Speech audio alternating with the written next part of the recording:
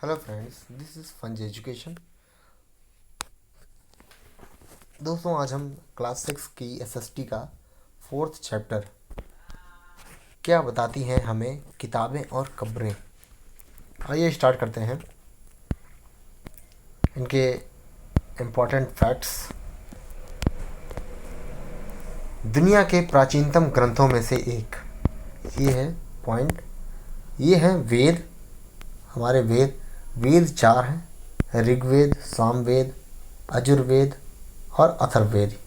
यजुर्वेद है।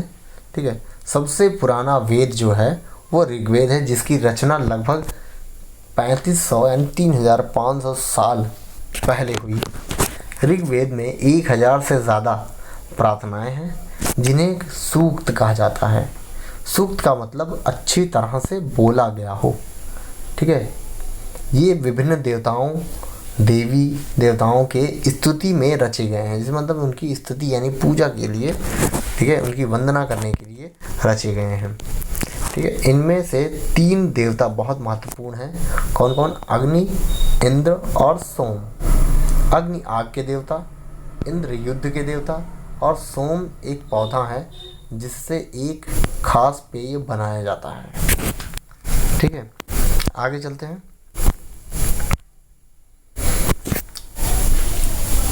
ऋग्वेद की जो प्राकृतिक भाषा है, ठीक है, वो है प्राग भाषा।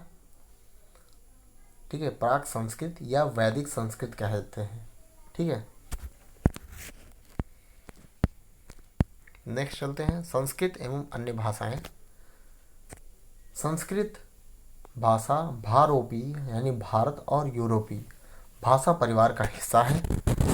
भारत की कई भाषाएं असमिया, गुजराती, हिंदी, कश्मीरी, सिंधी, एशियाई भाषाएं जैसे फारसी और यूरोप की बहुत सी भाषाएं जैसे अंग्रेजी, फ्रांसीसी, जर्मन, यूनानी, इतालवी, स्पेनिश आदि इसी परिवार से जुड़ी हुई हैं।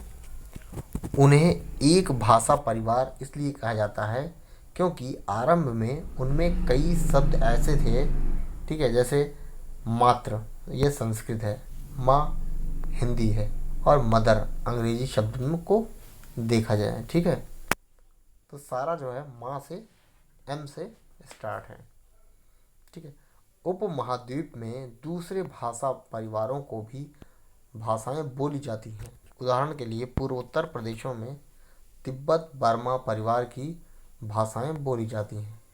तमिल, तेलुगु, कन्नड़, मलयालम द्रविड़ भाषा परिवार की भाषाएं हैं, जबकि झारखंड, मध्य भारत के कई हिस्सों में बोली जाने वाली जो भाषाएं हैं वो ऑस्ट्रो एशियाटिक परिवार से जुड़ी हुई हैं। आगे चलते हैं। ऋग्वेद का उच्चारण किया जाता था और श्रवण किया जाता था, ना कि इसे पढ़ा जाता था। उच्चारण किया जाता था और श्रवण किया जाता था, ना कि इसे पढ़ा जाता था। ठीक है। इतिहासकार ऋग्वेद का अध्ययन कैसे करते थे? तो इतिहासकार पुरावेत्ताओं के तरह अतीत के बारे में जानकारी इकट्ठी भी करते थे। ठीक है। ऋग्वेद में के कुछ सूक्त वार्तालाप के रूप में हैं, जिसमें विश्वामित्र नामक ऋषि और देवियों के रूप में पूजित 2 नदियाँ व्यास और सतलुज के बीच यह संवाद एक ऐसे सूक्त का अंश है। ठीक है। आगे चलते हैं। ये है ऋग्वेद की पांडुलिपि का एक पन्ना। ठीक है। ये कैसे बना है? भुर्ज वृक्ष की छाल पर यह लिखी है। यह पांडुलिपि कहाँ? कश्मीर में पाई गई है। लगभग 150 वर्ष पहले ऋग्वेद की सबसे पहली बार छापने के लिए इसका उपयोग किया गया था। इसी पांडुलिपि को देखकर अंग्रेजी अनुवाद तैयार हुआ है। ठीक है। यह पांडुलिपि पुणे, महाराष्ट्र के पुस्तकालय में अभी भी सुरक्षित है। आगे चलते हैं। ये जो संवाद है यही है विश्वामित्र और नदियों के बीच। आगे चलते हैं। मवेशी, घोड़े और रथ। ऋग्वेद में मवेशियों, बच्चों, खासकर पुत्रों और घोड़ों की प्राप्ति के लिए भी अनेक प्रार्थनाएं हैं। युद्ध में जीते गए धन का कुछ भाग सरदार रख लेते थे और कुछ हिस्सा पुरोहितों को दे दिया जाता था। शेष धन आम लोगों में भी बांट जाता था। ठीक है। कुछ धन यज्ञ करने के लिए भी प्रयुक्त होता था। यज्ञ की आग में यानी अग्नि में आहुति भी दे दी जाती थी। ये आहुतियाँ देवी देवताओं को दी जाती थी, जिसमें घी, अनाज और कभी कभी जानवरों की भी आहुति दी जाती थी। अधिकांश पुरुष इन युद्धों में भाग लेते थे। कोई स्थायी इधर सेना नहीं थी, लेकिन लोग सभाओं में मिलते जुलते थे और युद्ध व शांति के विषय में सलाह मशवरा करते थे। ठीक है। वहाँ ये लोग ऐसे एक सरदार का भी चयन करते थे जो बहादुर और कुशल योद्धा भी हो। आगे चलते हैं।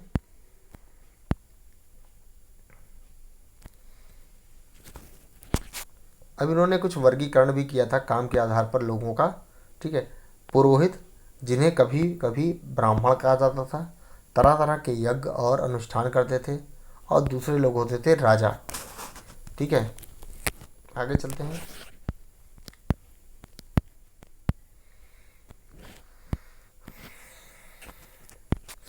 जनता या पूरे समुदाय के लिए दो शब्दों का इस्तेमाल होता था। एक था जन, जिसका प्रयोग हिंदी व अन्य भाषाओं में आज भी होता है।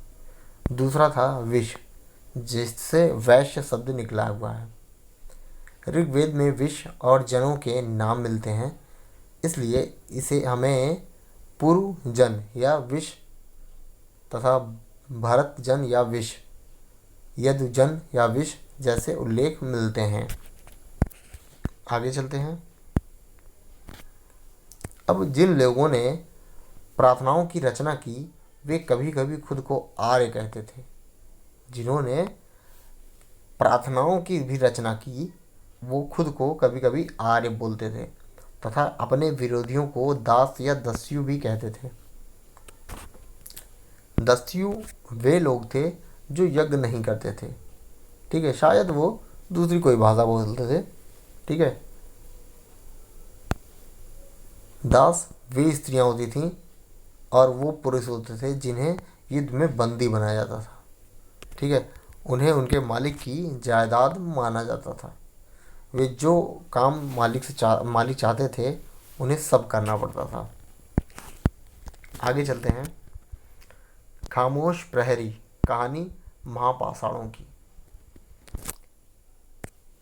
ये शिलाखंड महापाषाण, महा मतलब बड़ा, पाषाण मतलब पत्थर, नाम से जाने जाते थे। ये पत्थर दफन करने की जगह पर लोगों द्वारा बड़े करीने से लगाए गए थे। महापाषाण कब्रें बनाने की प्रथा लगभग 3000 साल पहले शुरू हुई। यह प्रथा दक्कन, दक्षिण भारत और उत्तर पूर्वी भारत तथा कश्मीर में प्रचलित है। आगे चलते हैं। अब यहाँ दिखाया गया है, यह है महापाषाण। ये कब्रें टाइप की होती थी जो स्मारक टाइप का बनाते थे। पुरातत्वविदों को गोलाकार सजाए हुए पत्थर भी मिले हैं। कई बार अकेला खड़ा पत्थर भी मिला हुआ है। ये ही एकमात्र प्रमाण है जो जमीन के नीचे कब्रों को दर्शाते हैं। ठीक है। आगे चलते हैं। इस तरह का जो महापाषाण है को ताबूत, समाधान या शिष्ट कहा जाता था। यहाँ दिखाए गए शिष्ट में एक पोर्ट हॉल है, बड़ा सुराख, जो शायद पत्थरों से बने कमरे में जाने का रास्ता भी है। ठीक है। आगे चलते हैं। मृतकों को खास किस्म की मिट्टी के बर्तन के साथ दफनाया जाता था, जिन्हें काले लाल रंग मिट्टी के बर्तनों यानी ब्लैक एंड रेड वेयर के नाम से जाना जाता था। इसके साथ ही मिले हैं लोहे के औजार, हथियार और घोड़ों के कंकाल तथा सामान, और साथ में पत्थर और सोने के गहने भी मिले हैं। आगे चलते हैं। ठीक है, ये सब जो है महापाषाण कब्रों से मिले लोहे का सामान। ठीक है, यहाँ नीचे है घोड़े के लिए भी सामान मिला है, नीचे है कुल्हाड़ी और एक कटार। ठीक है, ये सब जो है उससे मिले हुए हैं। आगे चलते हैं। अब ब्रह्मगिरी जो है, ठीक है, ब्रह्मगिरी में जो है व्यक्ति की कब्र में 33 सोने के मनके और शंख पाए गए हैं। दूसरे कंकालों के पास सिर्फ कुछ मिट्टी के बर्तन ही पाए गए हैं। ठीक है, क्या कुछ कब्रगाहें खास परिवारों के लिए थीं? तो ऐसा भी है।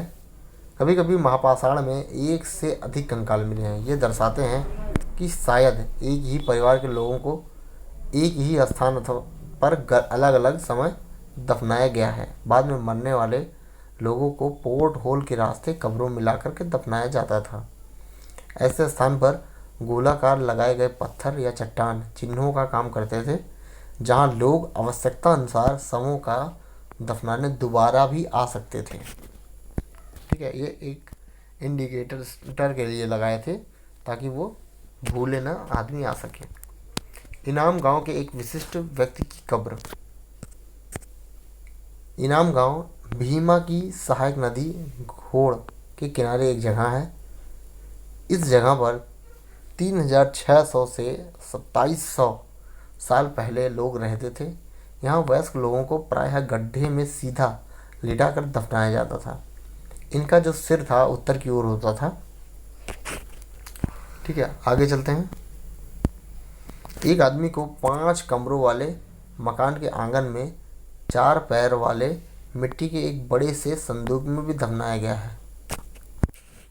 ठीक है,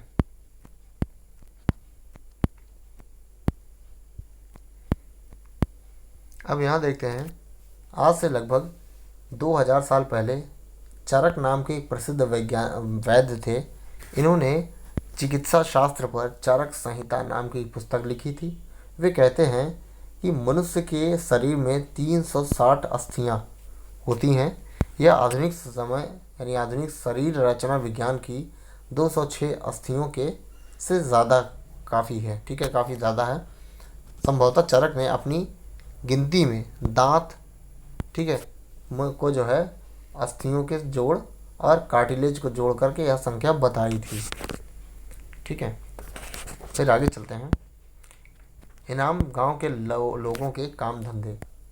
पुरातत्वविदों को गेहूं, जौ, चावल, दाल, बाजरा, मटर और तिल के बीज भी मिले हैं इनाम गांव में। कुछ जानवरों की हड्डियां भी मिली हैं। ठीक है, कई हड्डियों पर काटने के निशान से अंदाज़ा लगाया गया कि लोग इन्हें खाते भी थे।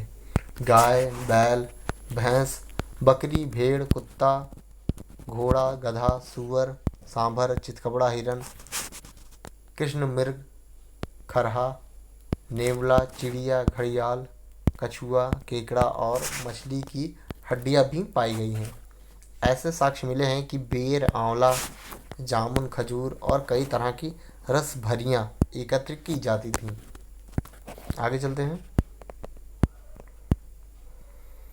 चीन में भी लगभग 3500 साल पहले यहाँ की लेखन कला के सबसे पुराने उदाहरण पाते भी हैं। ये है चाइना की। ठीक है, यह जानवर की हड्डियों पर लिखा गया था। इन्हें भविष्यवाणी करने वाली हड्डियाँ कहा जाता था, क्योंकि यह मान्यता थी कि यह भविष्य बताती थी। ठीक है, आगे चलते हैं।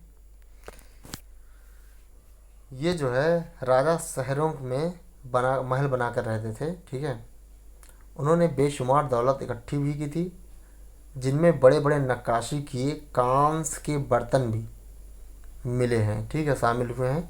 वे लोहे का इस्तेमाल करना नहीं जानते थे। आगे चलते हैं। अब कुछ महत्वपूर्ण तिथियां हैं।